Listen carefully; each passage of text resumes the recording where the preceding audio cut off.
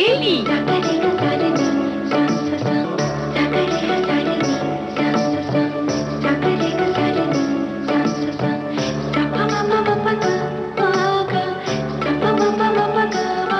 सखी सहेली।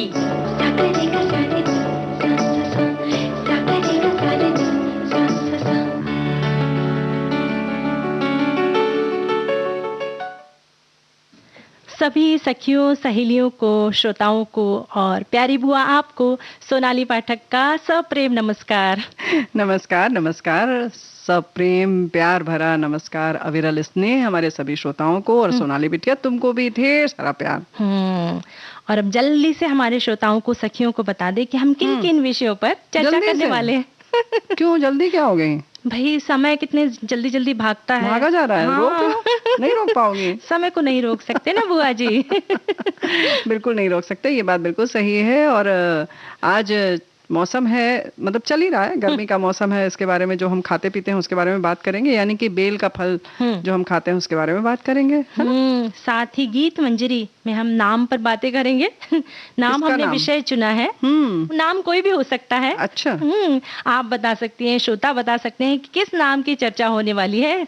अच्छा, क्या बात है। साथ ही एक ऐसा विषय हमने चुना है जिसमें बेटों और बेटियों में अभी भी भेदभाव होता है।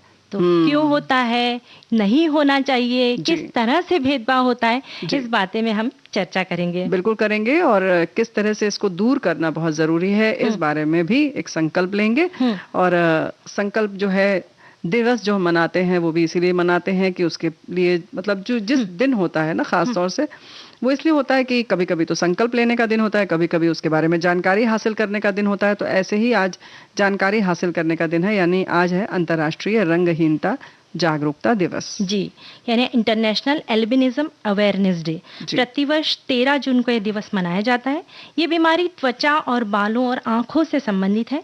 इसमें त्वचा, बालों और आंखों का रंग प्रदान करने वाले जो पिगमेंट होते हैं, जिन्हें मेलानिन कहते हैं, उसकी मात्रा कम हो जाती है, जिसमें इनका रंग सफेद या हल्का भूरा हो जाता है।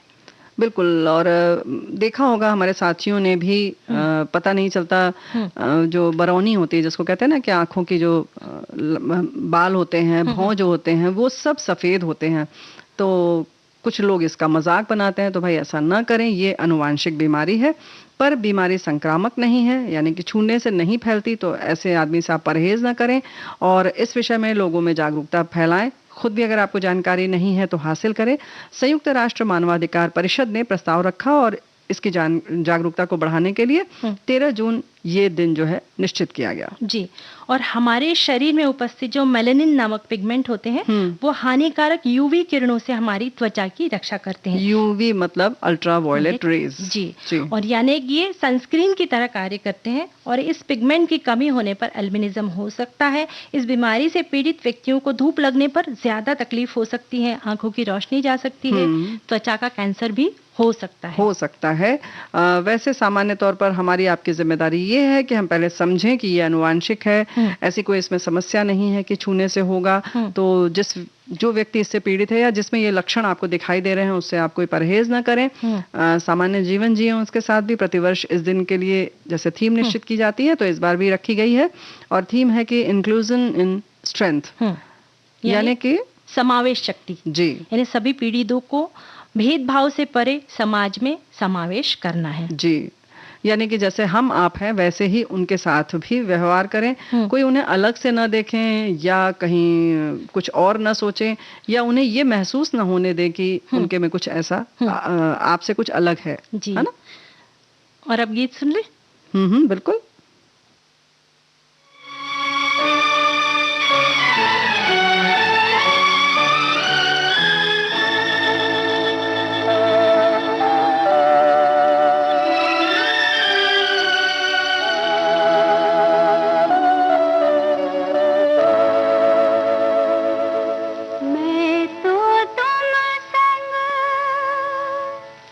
नैन मिला के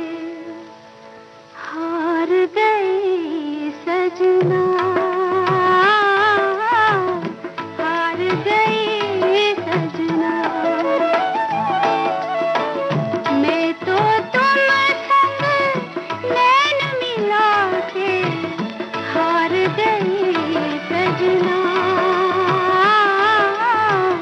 हार गई सजना।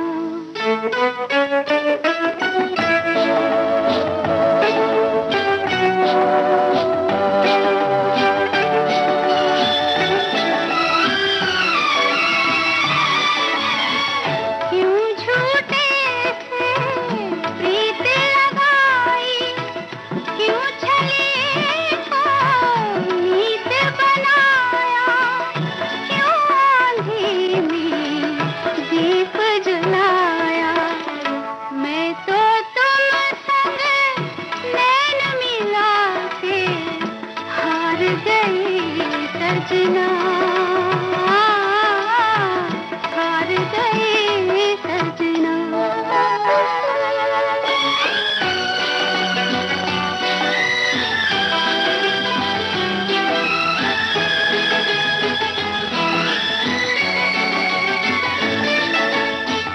सपने में जो बाग लगाए,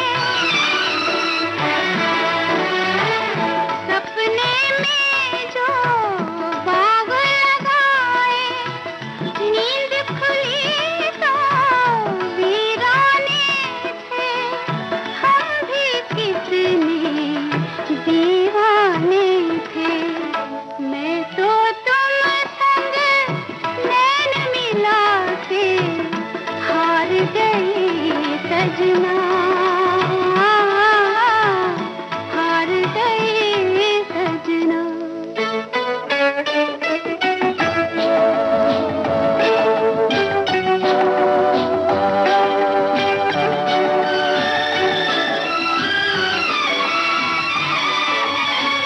ना मिलती ये बैरन अखियाँ, चैन न जाता, दिल भी न रोता, काश किसी से प्यार न होता। मैं तो तुम संग नैन मिला के हार गई सजना,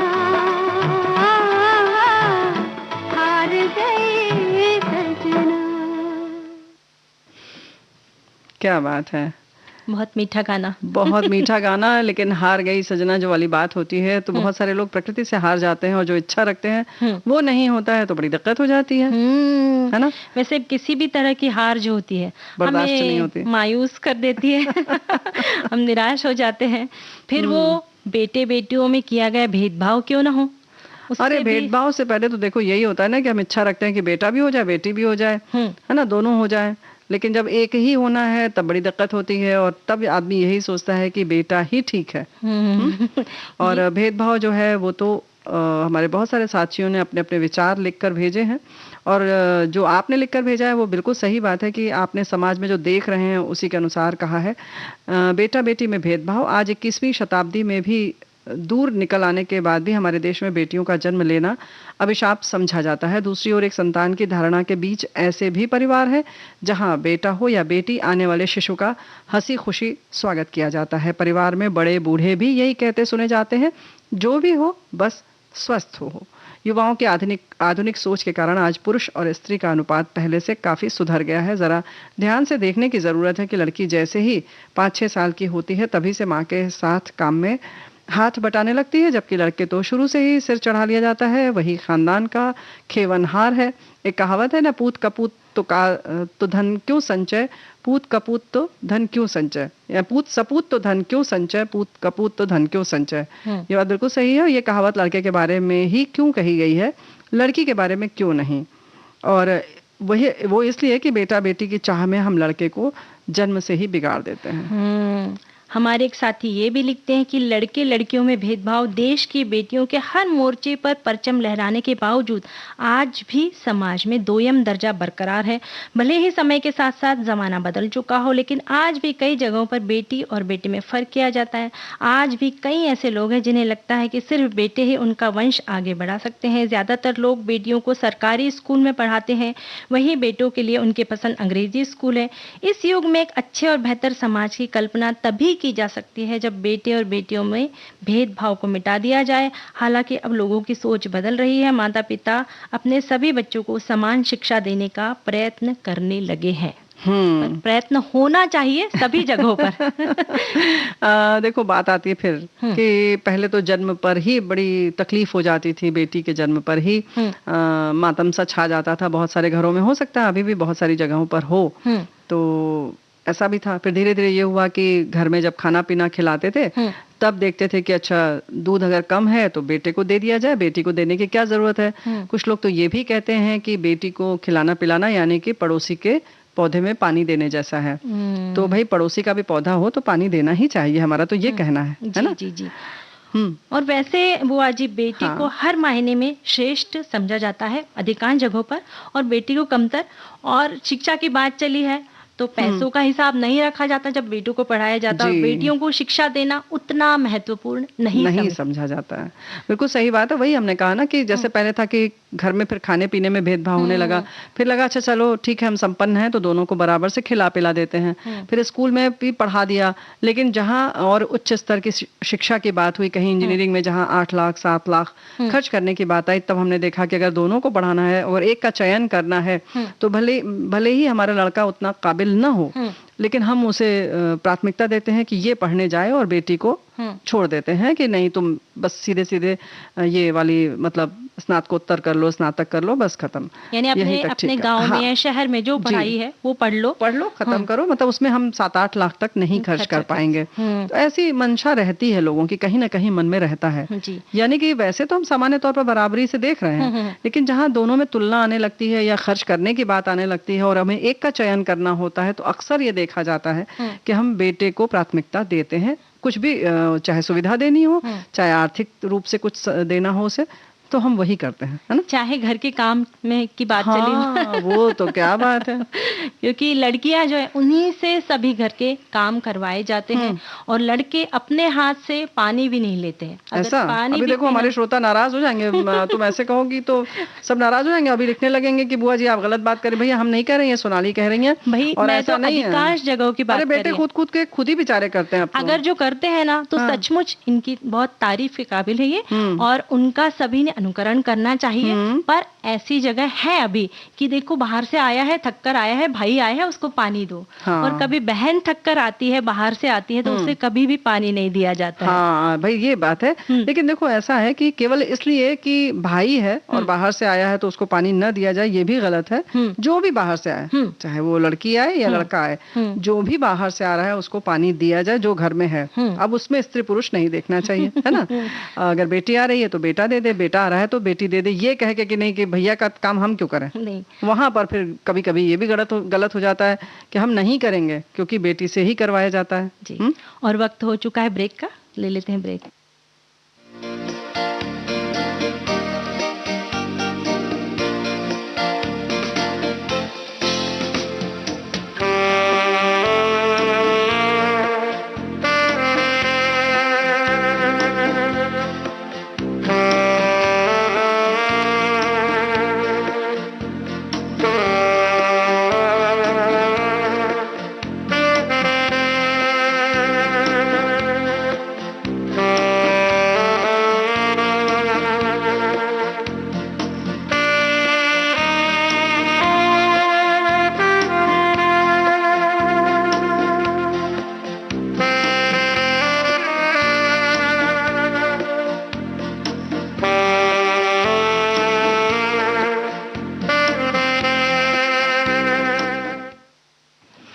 तो भाई देखो जैसे हम कह रहे थे कि कोई भी घर के बाहर से आ रहा है तो जो भी घर में है वो उसे पानी दे अगर आवश्यकता है तो।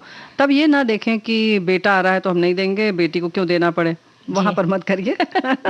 हाँ, लेकिन सामान्य तौर पर ये जो बात अगर आपके घर में हो रही है कि नहीं बेटी को उठाया जाता है, बेटे को नहीं, तो इसमें तो थोड़ा सा ध्यान रखना पड़ेगा ना।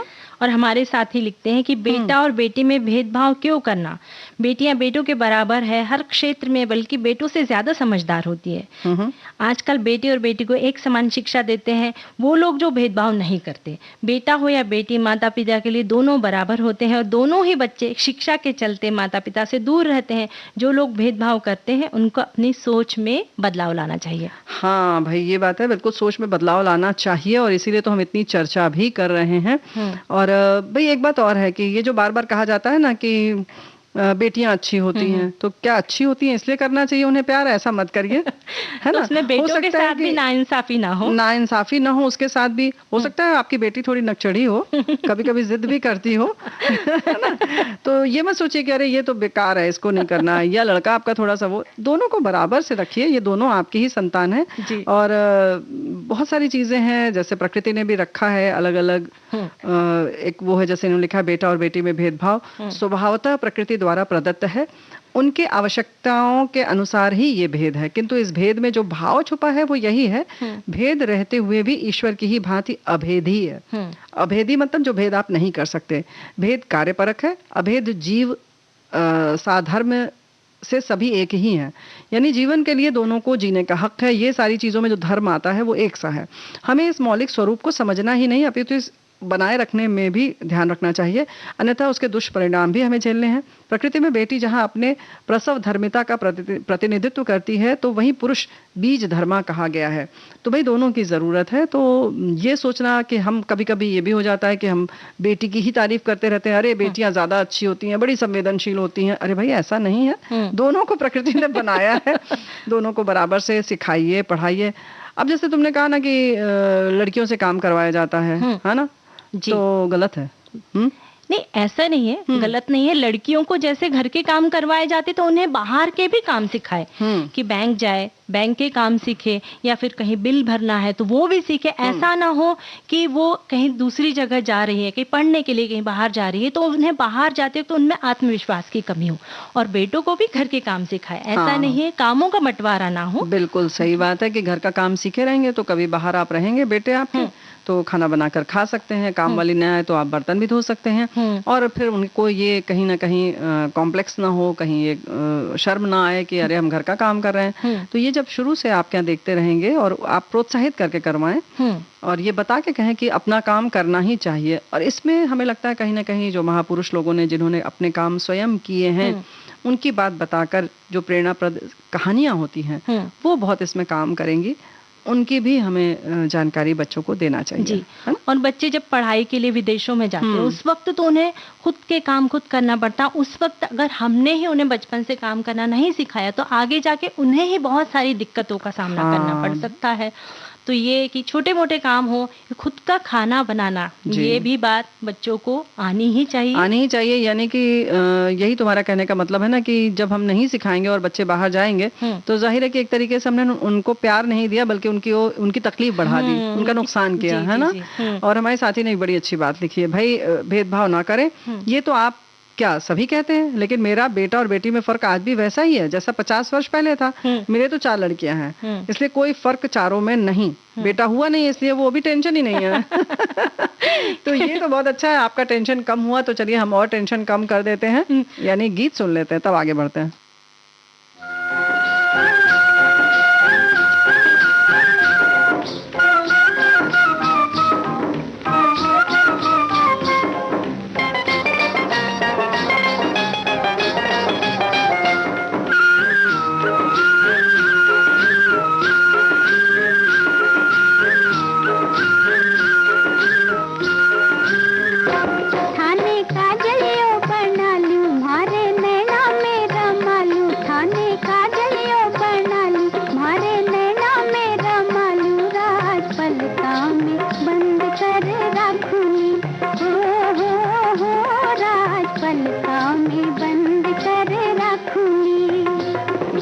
पलका में नींद कैया आवेली,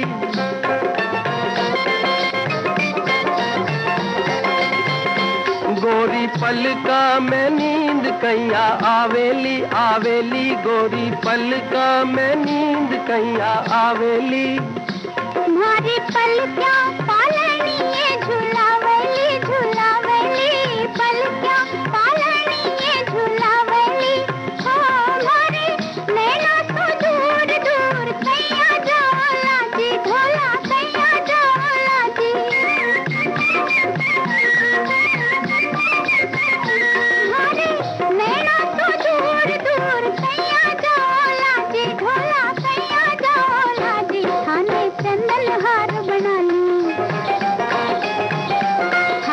चंदन हार बना लूं, मारे हृदय को लगा लूं, चुनरी में लुकाए थाने राखूंगी, हो चुनरी में लुकाए थाने राखूंगी।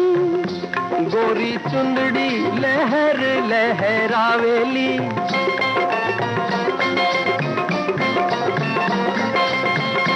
गोरी चुंदड़ी लहर लहरावेली, लहरावेली चुंदड़ी लहर लहरावेली। भोला प्राणा में प्रीत जगावेली, जगावेली प्राणा में प्रीत जगावेली। हो मारे हिवड़े सो दूर दूर कैया जाला जी, ढोला कैया जाला जी। मारे हिवड़े सो दूर दूर कैया जाला जी, ढोला कैया जाला जी। थाने मोतीड़ो बनानी, थाने मोतीड़ो बनानी, मारे होता तो लगा लूं, राजनथली में बांध कर राखूंगी, हो राजनथली में बांध कर राखूंगी। थाने का जलियो बना लूं, मारे नैना में रमा लूं, राज पलका में बंद कर राखूंगी, हो राज पलका में बंद कर राखूंगी। भाई देखो, सबकी अपनी अपनी चिंताएं हैं। कुछ समय से बहुत ज्यादा ही भेदभाव किया जाता है बेटा और बेटी में। बेटियों को बहुत महत्व दिया जा रहा है। क्या बेटे घर के लिए, समाज के लिए कुछ नहीं करते? क्या बेटों को चिंता नहीं अपने भविष्य का? बेटा वो है जो सुबह उठकर लोकल पकड़कर अपने जॉब पर जाता है, उसे अपने भविष्य की भी चिंता है, अपने ब्याह की भी चिंता है। बेटियों की इतनी तारीफ हो गई कि आजकल की बेटियों को तो खाना बनाना ही नहीं आता। 90% बेटियों को आजकल तो कहा जाता है बेटे खाना बनाना सीख लो, वक्त में काम आएगा। तो भाई ये भी पहलू है, ये भी पहलू है। इस पर भी हमें विचार करना चाहिए कि बस बैलेंस हो। तो हम बार बार देखो यही तो कह रहे हैं ना कि दोनों में से किसी को नहीं ऐसा सोचना चाहिए। और वैसे हमारे साथी ये भी लिख रहे हैं, वो जमाना गया बेटे और बेटी में बहुत ज्यादा भेदभाव रखा जाता था। बेटियों को सिर्फ विवाह, बच्चे, गृहस्थी संभालने की जिम्मेदारी दी जाती थी। बेटों को पैतृक संपत्ति का उत्तराधिकारी माना जाता था। आज हर बात में बेटों की बराबरी से भी ज्यादा बेटों से कहीं आगे होकर परिवार, समाज, देश की सेवा कर रही हैं। मेरी भी एक बेटी और एक बेटा है। मैंने कभी कोई भेदभाव नहीं किया। बेटे से भी ज्यादा बेटी को पढ़ने का शौक रहा तो बेटे से ज्यादा बेटी को पढ़ाया। बेटी बच्चों को कोचिंग पढ़ाती है तो उसके कोचिंग के बच्चों का रिजल्ट देखकर उसे मेरे शहर के सबसे बड़े इंग्लिश मीडियम स्कूल में ऑफर आया। हो सकता है इस सत्र में वो स्कूल ज्वाइन कर ले। तो बिल्कुल इसी चीज की जरूरत है ना। पर बुआ जी, ये भी देखा गया है कि अधिकांश मामलों में जब हम भेदभाव की बात करते हैं तो महिलाएं ही महिलाओं की प्रगति की बाधक होती है। महिलाओं को अपने सोच में बदलाव लाने की जरूरत है कि जो मुझे नहीं मिला वो मेरी बहू बेटियों को मिलना चाहिए। महिलाएं ही अगर भेदभाव की दीवार को तोड़ दे तो समाज में बेटियों की, बहुओं की, खासकर बहुओं की तकलीफें दूर होकर वे भी भेदभाव रहित जीवन जी सकती है। कि अगर मुझे नौकरी करने के लिए नहीं मिला और आपकी बहू चाहती है कि नौकरी करे तो उसे प्रोत्साहन दे, उसे मदद करे, हर संभव मदद करे। कि कौन सी बाधा आ रही है, कि घर संभालने की जिम्मेदारी में कुछ ये आ रही है, कोई तकलीफ आ रही है, तो उसमें आप मदद करके इस भेदभाव को आप ही मिटा सकते हैं। बिल्कुल सही बात है। और हमारे साथी लिख रहे हैं, हम 2 बेटे और 2 बेटियों के पिता होकर ये कह रहे हैं कि अगर 4 बेटियां होती तो ऐसी परेशानी नहीं होती। बेटियां बार बार दूर से फोन से हालचाल लेती हैं, लेकिन बेटे घर पर बैठे ही सीधे बात नहीं करते। उनके बच्चे भी पहले जब हम नौकरी पर थे फरमाइश के नाते बड़ा प्यार करते थे, अब सुनते नहीं। फालिज के कारण हम घर पर पड़े हैं, भले दवा से अब ठीक है, लेकिन अब पछतावा है कि हमें सब बेटियां क्यों नहीं हुई। समाज को हम सीख दे रहे हैं कि बेटियों को ही योग्य बनाएं।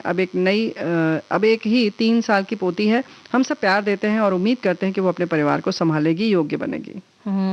और अब गीत सुन ले।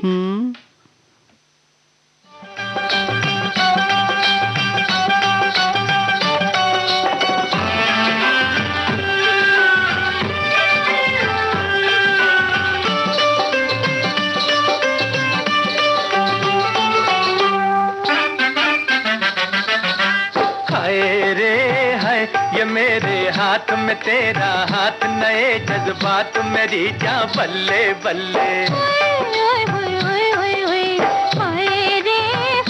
यही जज्बात रहे दिन रात तो फिर क्या बात मेरी जान बल्ले बल्ले। ओए ओए ओए ओए ओए ओए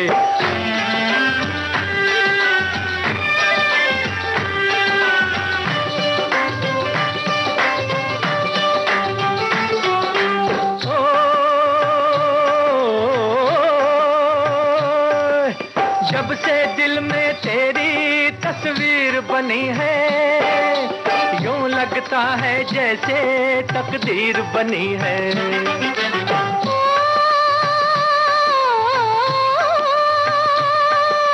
जब से तू इस दिल का मेहमान हुआ है, जीवन में खुशियों का सामान हुआ है। जितनी दूर नजर में डालूं चारों ओर बहार है। हाय रे हाय, यही जज्बात रहे दिन रात तो फिर क्या बात, मेरी जान बल्ले हो बल्ले। ओए ओए ओए ओए ओए ओए।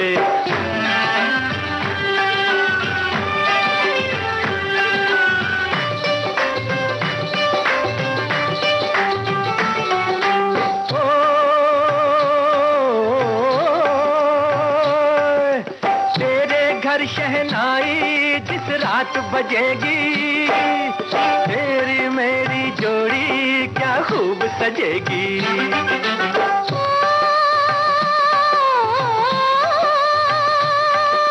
पूरे होंगे दिल के अरमान हमारे, आंचल में भर लेंगे हम चांद सितारे। तेरे आगे चांद सितारे ओ गोरी क्या चीज है।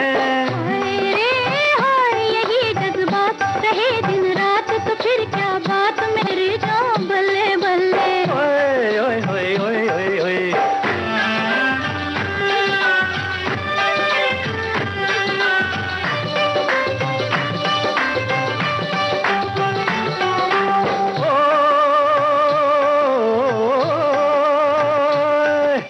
तेरी सूरत प्यारी अरे जो भी देखे, सच कहता हूँ अपना ईमान ही खो दे।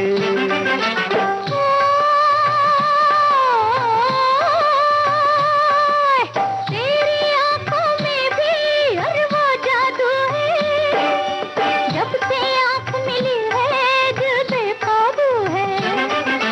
खुद को खोकर तुझको पाया क्या मेरी तकदीर है। मेरे हाय, यही जज्बात रहे दिन रात तो फिर क्या बात, मेरी जान बल्ले बल्ले। तो भाई सब ने अपनी अपनी बातें साझा की हैं। एक ने लिखा है कि हमारे बचपन में माँ करती थी भेदभाव बहन और हमारे में, तो हमने मना कि भाई ऐसा क्यों करती हैं। तो ऐसी बहुत सारी चीजें हमारे साथियों ने लिखकर भेजा है ना। यानी उनकी पहल बहुत अच्छी लगी मुझे बिल्कुल सही बात कि है। माँ को रोका कि ऐसा ना करे, बेटे और बेटी में भेदभाव ना करे, बस जरूरत है इसी पहल की। और अब वक्त हो चुका है ब्रेक का, तो लेते हैं ब्रेक।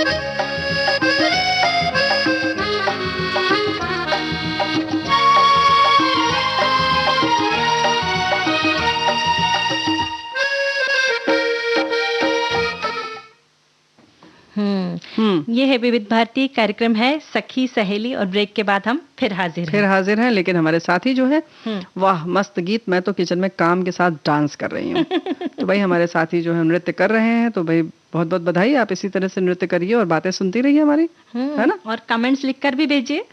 अब डांस कर लेने तो भाई, देखो ऐसा है कि जो नृत्य कर रहा है उसको नृत्य कर लेने दो, बाकी लोग लिख रहे हैं अच्छा है, बहुत अच्छा है।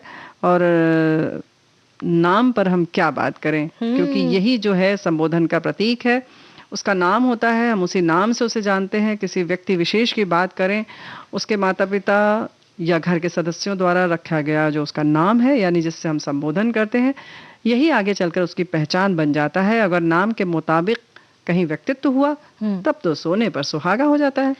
वैसे नाम की महिमा अपरंपार होती है। जब हम किसी प्रतापी महापुरुष का नाम सुनते हैं तो शक्ति का संचार हो जाता है, हम वीर रस से भर जाते हैं। नाम का हमारे मन पर इतना गहरा प्रभाव होता है कि जो भी हम नाम लेते हैं उसका चित्र हमारे दिल और दिमाग पर छा जाता है। नाम के साथ रूप है, नाम के साथ और रूप के साथ नाम है। बिल्कुल, रूप के साथ भी नाम है, रंग है। संत महात्माओं के चिंतन मात्र से अच्छे गुण हमारे में आ जाते हैं और बुरे विचार अपने आप दूर भाग जाते हैं। निरोगी मानसिक स्वास्थ्य के लिए हम अपने गुरुजनों का नाम जपते हैं। वही प्यार में डूबी प्रेमिका भी राधा कृष्ण के पवित्र प्रेम को आंखों में सजाकर अपने प्रेमी के नाम की चुनरिया ओढ़ लेती है।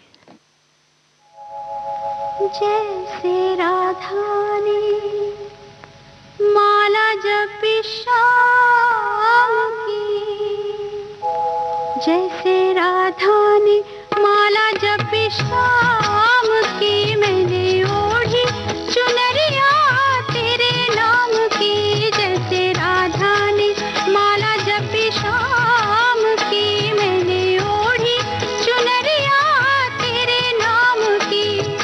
तेरे नाम की हपिया तेरे ही नाम की, राधा ने माला जपी शाम की, मैंने ओढ़ी चुनरिया तेरे नाम की।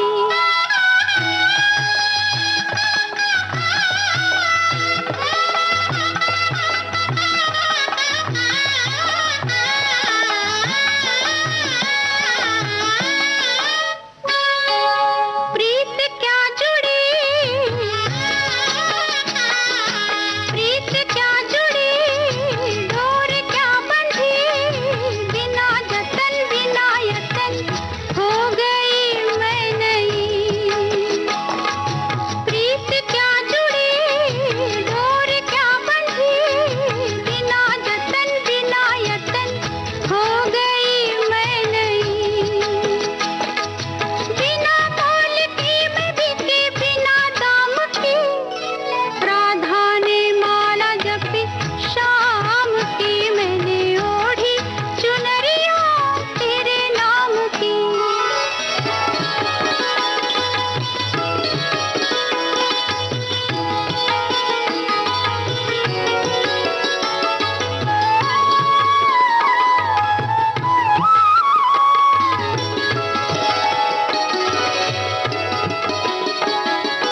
क्या तरंग है, क्या तरंग है, क्या उमंग है, मोरे अंग अंग रचा पीका रंग है। क्या तरंग है, क्या उमंग है, मोरे अंग अंग रचा पीका रंग है। शर्माए कैसे कहूँ बात शाम की, राधा ने माला जपी शाम की, मैंने ओढ़ी चुनरिया तेरे नाम की।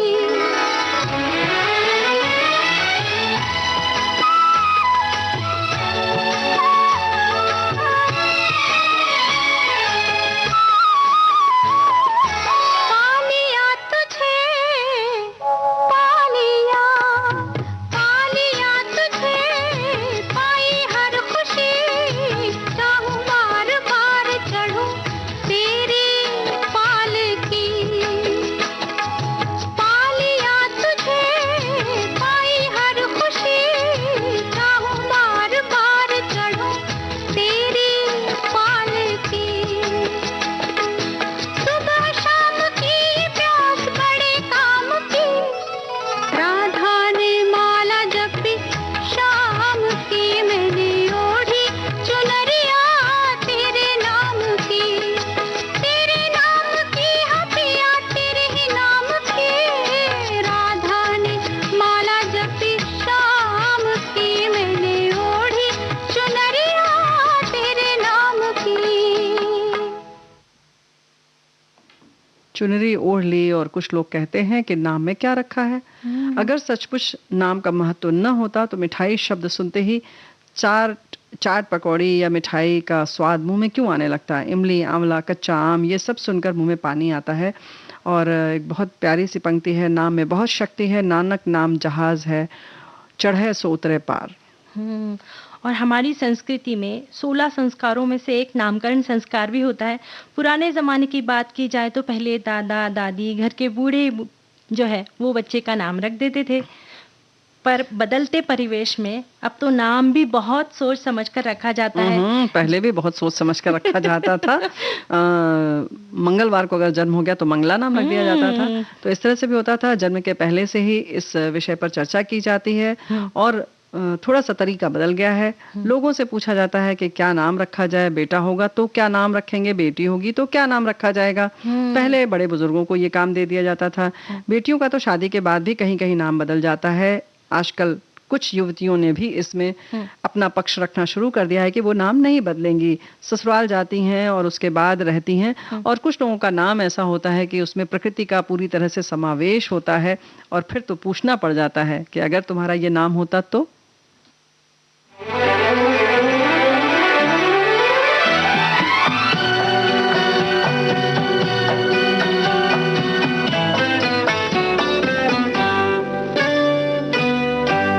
गुलमोहर गर तुम्हारा नाम होता, गुलमोहर गर तुम्हारा नाम होता, मौसमे गुल को हंसाना भी हमारा काम होता।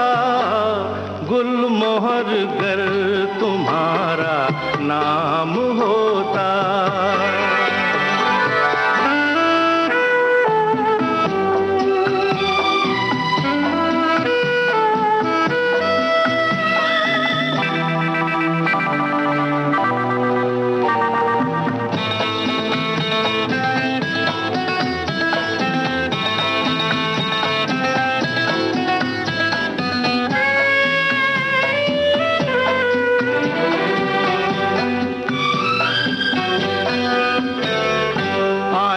बहारें तो अब के उन्हें कहना जरा इतना सुने, आएंगी बहारें तो अब के उन्हें कहना जरा इतना सुने। ओ मेरे गुल बिना उनका कहाँ बहार नाम होता। गुलमोहर गर तुम्हारा नाम होता, मौसमे गुल को हंसाना भी हमारा काम होता। गुलमोहर गर तुम्हारा नाम होता।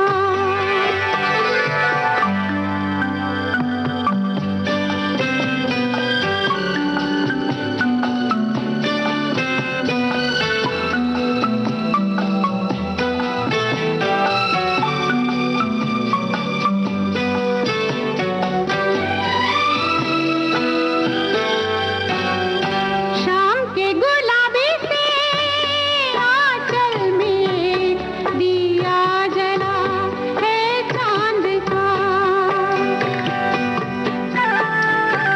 शाम के गुलाबी से आंचल में दिया जला है चांद का।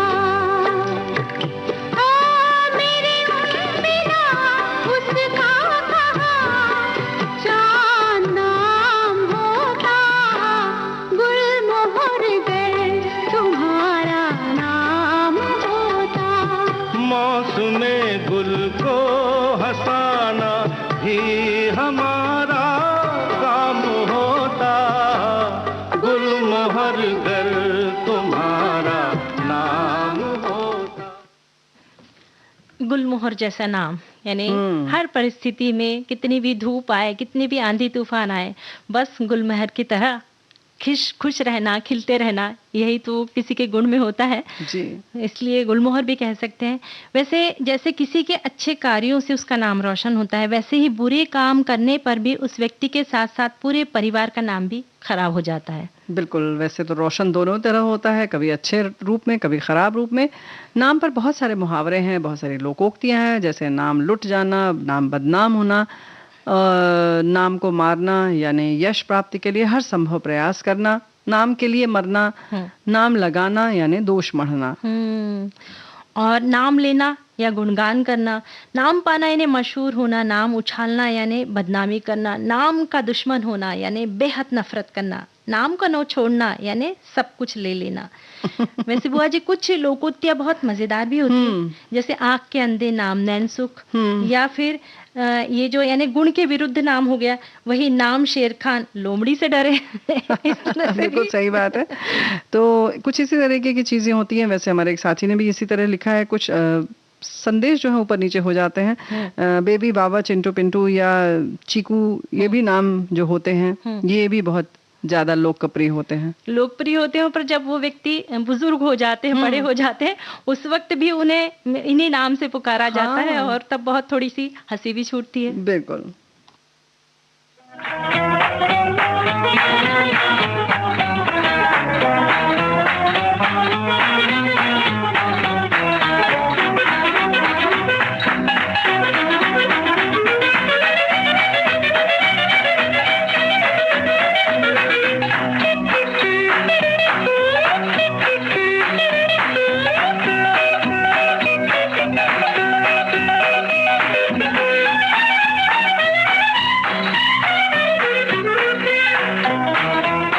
मेरा नाम चिंग चिंग चू, चिंग चिंग चू, बाबा चिंग चिंग चू, रात चांदनी में और तू, hello mister how do you do. मेरा नाम चिंग चिंग चू, चिंग चिंग चू, बाबा चिंग चिंग चू, रात चांदनी में और तू, hello mister how do you do.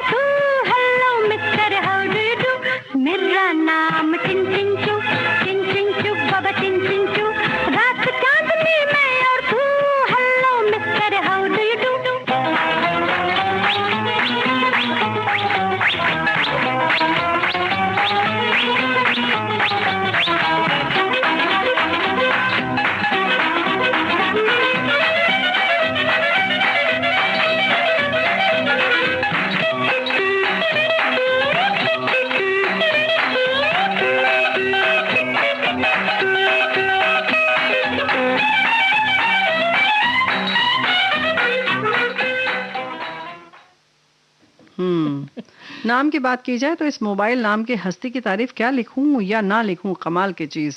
यहाँ पर नाम शब्द से अन्य किसी विषय पर चर्चा होगी, ये इन्होंने लिखा है। पूरा दीवाना बना रखा है, आप कैसे इससे पीछा छुड़ाएं, ये इन्होंने मोबाइल के बारे में लिखा है। और एक हमारी सखी ने भी एक बहुत अच्छा मैसेज लिखा है, बेटे बेटी के भेदभाव के बारे में। उन्होंने लिखा है कि मैं एक हाउसवाइफ हूँ, कभी भी अकेले बाहर नहीं जा सकती थी, पर मैंने अपनी लड़कियों को बेहतर एजुकेशन देने की पूरी कोशिश की है। मैं 3 बेटियों की माँ हूँ, एक इंजीनियर, एक सुप्रीम कोर्ट में वकील है, छोटी अभी कुछ नहीं कर रही है। मेरी इंजीनियर बेटी आज बर्लिन में सीनियर साइंटिस्ट है, उसने हम लोगों को पूरा अमेरिका घुमा दिया। वह अमेरिका में PhD कर रही थी। मैंने कभी बेटे की कमी महसूस नहीं की, वे सब वही काम करती हैं जो लड़के कर सकते हैं। अपनी लड़कियों को मैंने बहुत अच्छे से पाला पोसा है। आजकल बेटे बेटियों में भेदभाव करना सही नहीं है। लड़कियों ने हर फील्ड में अपनी काबिलियत दिखा दी है। बेटी अच्छी एजुकेशन देना कभी भी बेटी को अच्छी एजुकेशन देना कभी भी बेकार नहीं जाता है, आगे की जनरेशन भी बेहतर हो जाती है। बिल्कुल, बहुत अच्छी बात है। वैसे ही हमारे मतलब ये विषय ही ऐसा है सोनाली बिटिया कि लग रहा है इस पर जितनी भी चर्चा की जाए कम है, क्योंकि बहुत अलग अलग नजरिया भी है लोगों का, बहुत सारे उसके आयाम हैं। जैसे इन्होंने लिखा है कि समाज की गंदी नजर इन्हें आगे बढ़ने से रोकती है, ये बात तो है। बावजूद बेटियां आज सारी बाधाओं को पार कर आगे बढ़ने को आतुर हो रही हैं और पंख लगाकर उड़ भी रही हैं। तो उस समय समाज को ये जरूरत नहीं महसूस हो रही थी कि लड़की भी आगे निकले, और एक निश्चित कर लिया था कि घर के अंदर का काम हमारी बहनें करेंगी और घर के बाहर का काम भाई बंधु करेंगे। तो एक व्यवस्था थी, सामाजिक व्यवस्था, उसको दोष नहीं दे सकते। लेकिन आज अगर निकलने को आतुर हैं तो उन्हें पूरा मौका मिलना चाहिए। और ऐसे ही हमारे साथी ने भी ये भी लिखा है कि कानूनी तौर पर बहुओं को अब इतने ज्यादा अधिकार मिल गए हैं कि उसका नाजायज फायदा उठा रही हैं। तो ये भी एंगल है। तो ये सारी चीजों को हमें देखना होगा। यानी कुल मिलाकर समाज के ये दोनों महत्वपूर्ण हिस्से हैं, यानी इन्हीं से समाज बनना है, स्त्री या पुरुष। तो दोनों को संतुष्ट रहना और आगे बढ़ना चाहिए। बस हमें बैलेंस करके रखना है कि ना तो हमें बहुत ज्यादा बेटियों को भी सर पे नहीं चढ़ाना है, ना तो बेटों का बहुत ज्यादा लाड़ प्यार करना है। हमें बिल्कुल समानता की ओर देखना है। फिर बहू क्यों ना हो, बेटी क्यों ना हो, तभी जो है सही समाज का गठन होगा। बिल्कुल सही बात है। और सही समाज के गठन के लिए स्वस्थ रहना जरूरी है। और हमारे यहाँ साथियों ने बेल के बारे में बहुत कुछ लिखकर भेजा है कि ये बैसाख महीने में बिल्व जो है वो चढ़ाया जाता है शंकर जी को, क्योंकि उन्होंने विष पान किया था। बहुत गर्म होता है और सबसे ठंडक देने वाला जो है बेल के पत्ते होते हैं, इसलिए उनके सिर पर इसको रखा जाता है। जी। और हमारे एक साथी लिखते हैं कि बेल के फल का सेवन गर्मी के दिनों में बहुत फायदेमंद होता है। पेट के लिए तो बेल बहुत ही अच्छा है, बहुत ठंडक देता है। मैं तो बेल का शरबत बना के रखती हूँ, थोड़े दिन चल जाता है, पर आजकल बेल आसानी से नहीं मिलता है। किसी का भी इन दिनों पेट खराब हो, उन्हें बेल का सेवन जरूर करवाइए। बेल श्रीफल भी बोलते हैं इसे, अभी कुछ दिनों तक मार्केट में खूब था। इससे पहले बड़ी खूबी ये है इसकी, पेट के लिए रामबाण फल है। गैस, कब्ज, डिसेंट्री सभी में बेहद फायदेमंद है। आप इसके गूदे को खा सकते हैं, पर सबसे अच्छा होता है शरबत बनाकर सुबह खाली पेट पीना, बिना चीनी के। इसे मधुमेह के रोगी भी पी सकते हैं। इसका मुरब्बा भी बनता है और पेट के लिए फायदेमंद होता है। हमारी एक सखी ये भी लिखती है कि हिंदू धर्म में इसे एक पवित्र पौधा माना जाता है। पूजा में बेल के पत्तों का भी इस्तेमाल किया जाता है। गर्मी में शरीर में पानी की कमी से कब्ज, पेट में जलन, सीने में जलन जैसी दिक्कतें हो जाती है। अतः इन समस्याओं को दूर रखने के लिए गर्मी में बेल का जूस अवश्य पीना चाहिए। बेल के फल में vitamin C, calcium, fibre, protein और आयरन भी अधिक मात्रा में मिलते हैं। बेल के नियमित सेवन से शरीर के लिए आवश्यक पोषक तत्वों की आपूर्ति होती है, साथ ही शरीर की रोग प्रतिरोधक क्षमता भी बढ़ती है। बिल्कुल सही बात है। यही हमारे एक साथी ने ये भी लिखा है कि सुबह के समय खाली पेट जब आप पियेंगे तो ये सब चीजें जो है अपच और ये सब नहीं होगा और आराम मिलेगा। और इसमें फाइबर चूंकि बहुत ज्यादा होता है, रेशे बहुत होते हैं, तो पेट के लिए बहुत बहुत फायदेमंद है। जो मोटापा कम करना चाहता है वो भी इसका बराबर सेवन कर सकते हैं, है ना? और कुछ लोग इसके गूदे को सुखाकर उसका चूर्ण बनाकर भी सेवन करते हैं, जिसे बेलगिरी चूर्ण कहा जाता है। और साथ ही बेल की पत्तियों का रस भी बहुत गुणकारी होता है। और बेल तो वैसे भी जो खपरेल जैसा होता है, जो उसका जो बाहर खोल होता है बहुत कड़ा होता है, उसमें जो गूदे लगे होते हैं उनको भी खाना चाहिए। बेल को अमृत फल भी कहते हैं। इसका शरबत पेट के लिए बहुत लाभकारी होता है। तरह तरह से हमारे साथियों ने लिखकर भेजा है ना? और बेल फल में ऐसे गुण मौजूद होते हैं बुआ जी, जो खून को साफ करने में मददगार साबित होते हैं। रक्त संक्रमण होने पर बेल फल खाना बहुत लाभप्रद होता है। साथ ही किडनी की भी जो कार्य क्षमता बढ़ती है। बेल की जड़ों और पत्तियों के सेवन से किडनी की बीमारियों में भी लाभ मिलता है। तो भाई सब जगह आसानी से नहीं मिलता है, लेकिन जो है बेल औषधीय पौधा है। जैसे कि इन्होंने लिखा है, पंचांग ही औषधीय गुण युक्त होते हैं। पक्व बेल जहाँ शीतल और सारक है, वही कच्चे बेल का गूदा आमातिसार हर है। अमातिसार हर ने कि आंव जो है वो हर लेता है, ठीक कर देता है। बिल्व पत्र भगवान शिव को प्रिय है, क्योंकि इसके पत्तों का स्वरस में मधुमेह को दूर करने की शक्ति होती है। तो ये बात तो है। यानी कि जब पेट में अगर मरोड़ हो जाए, पेचिश हो जाए, तो उस वक्त बेल का सेवन जरूर करें। साथ ही बेल से बिल्विस्टिक तेल भी बनता है। जब कान दर्द हो, कान से पानी निकल रहा हो या कम सुनाई दे रहा, तो उस वक्त इस तेल का कान में डालकर प्रयोग करें, पर डॉक्टर के परामर्श पर ही इसका प्रयोग करें। अगर डॉक्टर इजाजत दे तो ही उसे यूज कर सकते हैं। इस्तेमाल तभी करना चाहिए। कान में डालने वाली चीजें जो है, नाक में डालना हो या आंख में डालना हो, तो ये सारी चीजें बिना चिकित्सक की सलाह के ना करें। हमारे साथी ये भी लिख रहे हैं कि मैंने जीवन में बेल का फल कभी नहीं खाया, सिर्फ बेल रस का सेवन किया है। तो भाई आप फल खाइए, जो होता है कड़ा सा उसको खरीदिए, उसको फोड़िए, उसके बीच से गूदा निकाल देंगे तो भी उसकी जो होती है कड़ा वाला हिस्सा उसमें लगा रहता है, उसको चम्मच से लीजिए, नहीं तो उसका ही छोटा दूसरा टुकड़ा लेके उसी से खरोच खरोच के खाइए। हम लोगों ने बचपन में बहुत खाया है और वाकई बहुत स्वाद होता है इसका। जो अलग से खुशबू जो होती है, उसकी खुशबू बहुत अच्छी होती है। उसका रंग जो है इतना भी खूबसूरत रंग होता है उसका, एकदम से डार्क ऑरेंज भी नहीं होता, हल्का सा नारंगी रंग होता है, बहुत सुंदर। उसका जब शरबत कांच के ग्लास में देते हैं तो आहा, देख के ही पीने की इच्छा जाग जाती है। जी, तो बेल बहुत गुणकारी है, इसका सेवन जरूर करें। और हमारे लिए गुणकारी इस समय है कि हम लोग गीत सुन लें। देखो रूठा ना करो, बात नजरों की सुनो, हम ना बोलेंगे कभी, तुम सताया ना करो। देखो रूठा ना करो, बात नजरों की सुनो, हम ना बोलेंगे कभी, तुम सताया ना करो। देखो रूठा ना करो।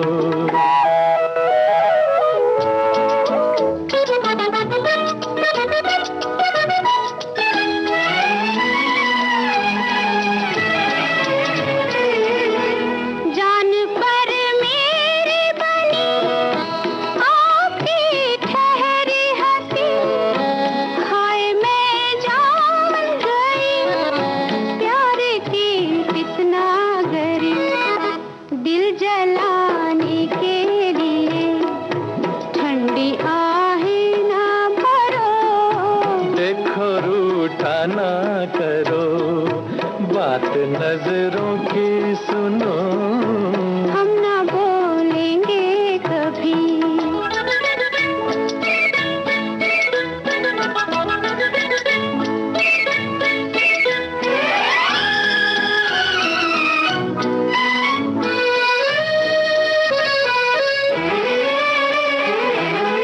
तेरी खुशबू ने मेरे होश भी छीन लिए, खुशी आज हमें तेरे पहलू में गिरे। दिल की धड़कन पे जरा फूल सा हाथ रखो, हम ना बोलेंगे कभी, तुम सताया ना करो। देखो रूठा ना करो।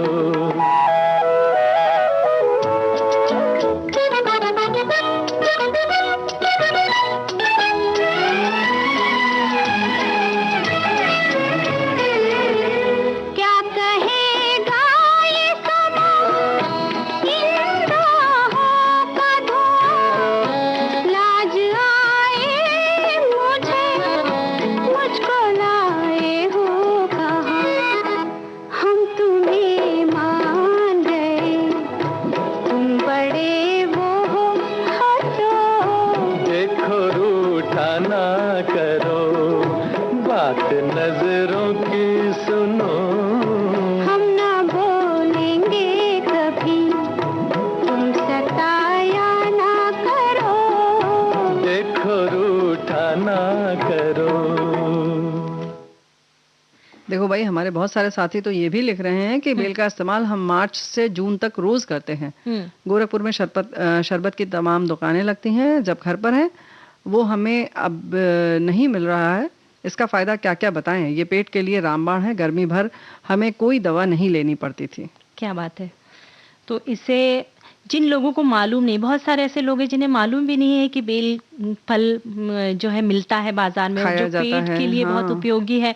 कि बेल पत्ती के बारे में तो सभी को मालूम होता है कि भगवान जी को चढ़ाई जाती है, पर बेल फल के बारे में जिन्हें नहीं है वे भी अपनाएंगे। और क्योंकि ये क्या छोटे छोटे नुस्खे होते हैं, हम प्रारंभिक रूप से जब उसका उपयोग करते हैं, जैसे पेट दर्द हो रहा है तो हमने करके देख लिया, शरबत बना के पी लिया तो उसमें आराम हो गया, तो उससे बड़ी बात क्या हो सकती है। एक बात और है कि इसका चूर्ण भी मिलता है और प्राकृतिक चीज है, बहुत महंगी नहीं होती है, तो प्राकृतिक है।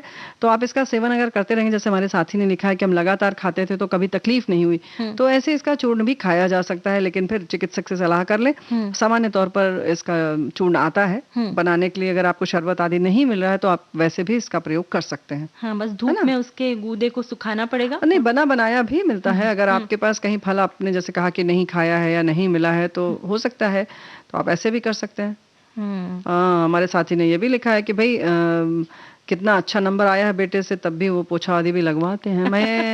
मेरे एक ही बेटा है जो अभी 12वीं में 74% कॉमर्स के पास हुआ है, आर्टिस्ट है, बहुत अच्छा वो घर के सारे काम करवाता है, अपनी मम्मी के साथ साथ पोछे लगाता है, और बाहर जाएगा पढ़ने तो दिक्कत नहीं उसको होगी। तो बिल्कुल सही बात है। तो और मुझे ऐसा लग रहा है कि घड़ी कह रही है कि मुझे लग रहा है नहीं अभी रुकते हैं, छोड़ो हटाओ।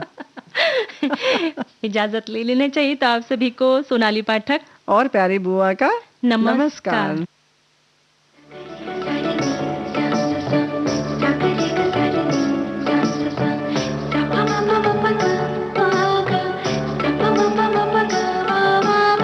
सखी सहेली।